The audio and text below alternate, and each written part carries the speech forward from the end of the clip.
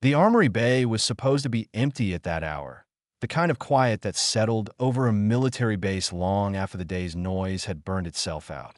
But Commander Rourke heard something before he saw anything. A soft metallic click, the unmistakable sound of a firing pin assembly sliding into place. It was precise, almost too precise. He paused at the doorway, instinct sharpening, and let his eyes adjust to the dim hangar lights. That was when he saw her, kneeling beside the long, matte black frame of a Barrett.50 caliber sniper rifle, the weapon broken down into components across a blue cloth like a surgeon preparing for an operation. She wasn't supposed to be there. She wasn't even supposed to have access to that rifle. Rourke stepped inside without announcing himself. The girl, no, the woman, didn't flinch. Her hands moved with steady, practiced efficiency as she inserted the bolt carrier, checked clearances, brushed a fleck of carbon from the feed ramp, then reached for the upper receiver without ever turning around. Her dark hair was tied tight, her shoulders squared, her motions calm, controlled, and deliberate. Rourke had seen elite snipers work before. He'd trained some of them. But nothing about the way she moved felt like simple competence. It felt like mastery. He cleared his throat. You know that Barrett isn't standard issue for newcomers. She didn't look up. It was dirty. Couldn't leave it like that. You still need authorization to maintain a .50, he added, stepping closer, watching her hands. Clean movements. Surgical. Who authorized this one? I did, she said simply, finally lifting her eyes toward him. Rourke froze that he recognized her, but not because of her file. It wasn't because of her transfer orders either. It was because of the look in her eyes. There was experience in them. Not just military discipline, not just the trained sharpness of someone who passed selection. It was something deeper, a steadiness carved into the soul by places most soldiers never walked out of. Your Winters, he said finally. The one from the Arctic Recon Unit. She gave a small nod. He watched her reassemble the lower receiver, checking the trigger group like someone who had done it 1,000 times, probably more. You weren't supposed to report until Monday.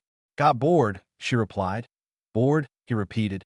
Most recruits spend the weekend trying not to puke before SEAL orientation. She shrugged, almost invisibly. I've seen worse. Rourke narrowed his eyes, assessing. She wasn't bragging. She wasn't arrogant. She wasn't even trying to impress him. She said it like someone describing the weather. What's your experience with sniper systems? He asked, testing her. She didn't answer with words. Instead, she reached for the firing pin, checked the spring tension with her thumb in a single, fluid motion, reassembled the bolt assembly, and slid it into the housing with a soft click that echoed in the empty bay. Then she said calmly, I'm familiar. That was when Rourke saw something that made his breath stall. On the inside of the rifle's carrying case, tucked into the foam, was a laminated card. Not military issue, personal. A list of coordinates, ranges, metrics, confirmed distances. His eyes stopped at one number. 3,247 meters? He muttered, reading it again to be sure he wasn't imagining it. That's not possible. She said nothing. His gaze snapped to her. Explain this. She didn't answer immediately. She wiped the barrel extension, checked the rifling with a bore light, and only when she set the barrel down did she speak. It was in the tundra. Visibility was 18%. Crosswinds unpredictable. The target was moving. But the opportunity was there, so I took it. You expect me to believe you hit someone at over 3 kilometers in those conditions? Rourke asked, his voice sharp, almost irritated. Not at her, but the cognitive dissonance crashing through his trained mind. No, she said. I don't expect you to believe anything. She locked the upper and lower receivers together with a soft clack. But it happened. Rourke exhaled hard. He wasn't an easy man to surprise. Over 20 years in the teams had burned a reaction out of him. Yet here he was, speechless, watching a woman half his age casually maintain a .50 cal like it was a childhood instrument she grew up playing. You know, he said quietly, that shot would break every known record. Military, civilian, classified, unclassified. I didn't do it for a record, she replied. I did it because the man on the ridge was about to kill my team. He felt something heavy lodge in his chest. Winters continued. We were compromised. Snowstorm hit harder than expected. Communications dropped. My spotter was injured. I had one chance before the enemy squad reached our position. He stared at her. So, you took a 3,247-meter shot. In extreme cold. In 20% visibility. Yes. And hit. She nodded once. Rourke walked around her, slowly, like a predator circling something it didn't fully understand but didn't dare attack. Winters had a calm about her that wasn't normal. It wasn't fearlessness. Not the reckless or bravado kind. It was acceptance. The kind only earned by surviving too many things that should have killed you.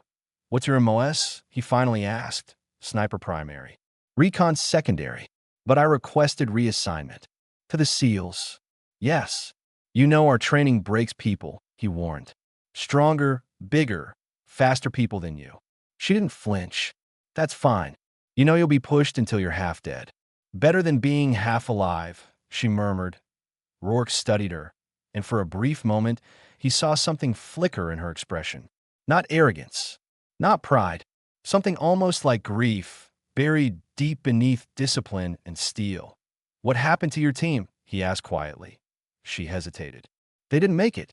The words were simple, but the silence behind them was an ocean that Rourke's gut tightened. He lost men too.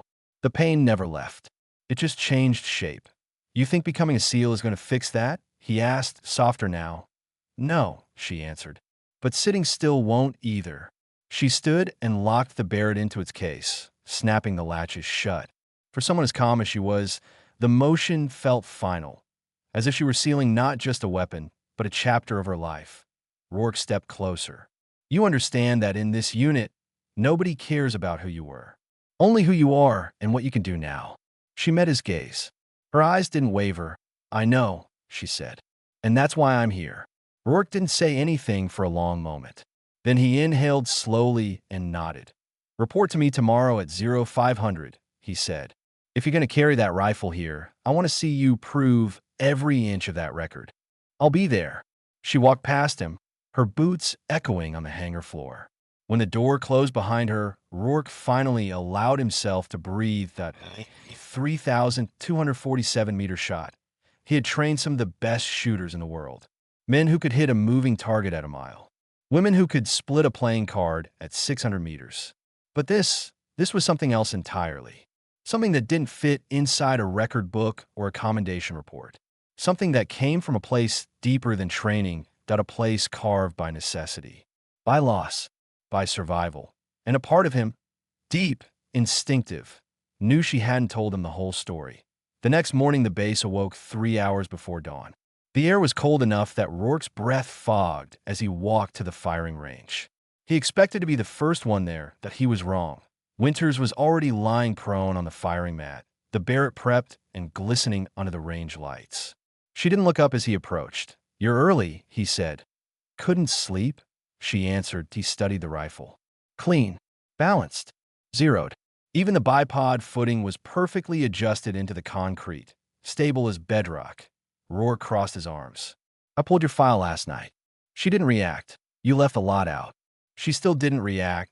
He continued. "Your commanding officer filed multiple commendations. High-risk extractions. Hostage rescues.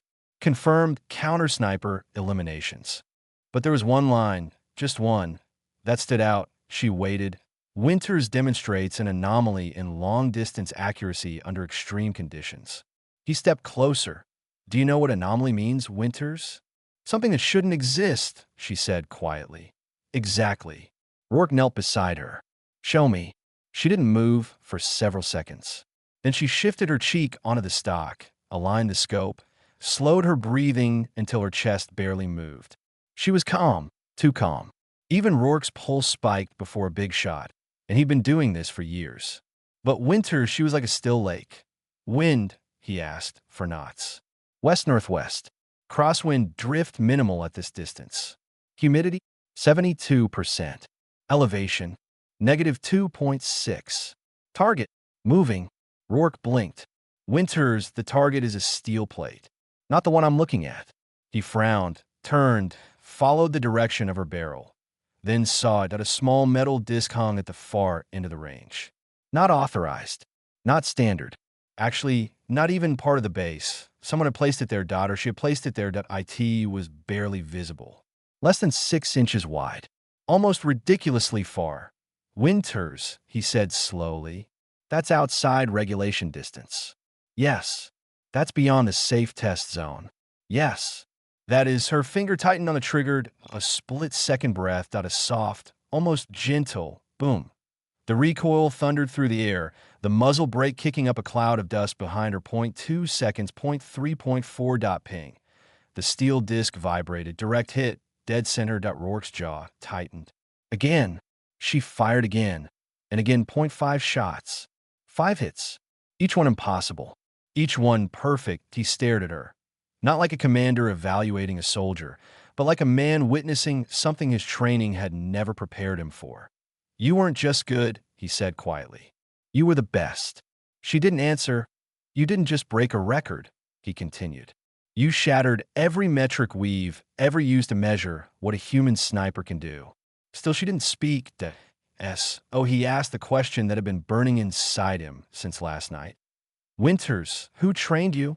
She finally lowered the rifle, sat up, and looked at him with steady eyes. No one, she said softly. No one trained me for that shot. He waited. She swallowed once, the first sign of vulnerability he'd seen from her. I learned because I had to. Because when the storm hit and everything went wrong, when my team was bleeding out and the enemy was closing in, there wasn't anyone coming to save us. There was only me, and a 50 cal, and a target too far away to be real. Rourke didn't move, so I made it real. The range stayed silent for a long time. Then Rourke stood, extended his hand, and said, "Welcome to the SEALs, Winters, and welcome to your new life." She shook his hand. "And Winters," he added with a small, rare smile, "try not to break the laws of physics too often. You're making the rest of us look bad." She almost smiled back. Almost. And if you're watching this on Grow for Justice, make sure you hit that subscribe button right now. Stories like this, stories of courage, resilience, and people who refuse to break, are what keep this channel alive. Tell me in the comments where you're watching from, and stay tuned for more incredible stories.